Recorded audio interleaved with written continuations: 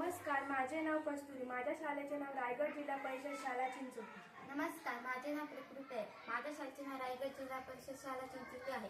विकसित भारत अंतर्गत महाराष्ट्रातील प्रसिद्ध फळे व ठिकाणे या संदर्भात माहिती सांगणार आहे.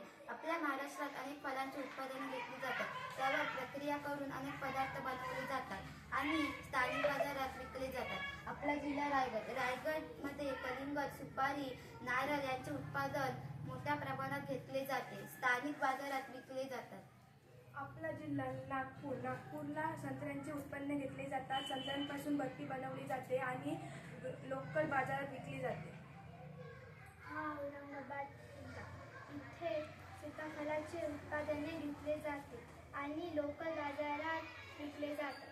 हा रत्नागिरी जिल्हा. रत्नागिरी जिल्ह्यामध्ये आंबा, फणस याचे उत्पादन मोठ्या प्रमाणात घेतले जाते. त्यांची स्थानिक बाजारात विक्री केली जाते आणि त्यांच्यापासून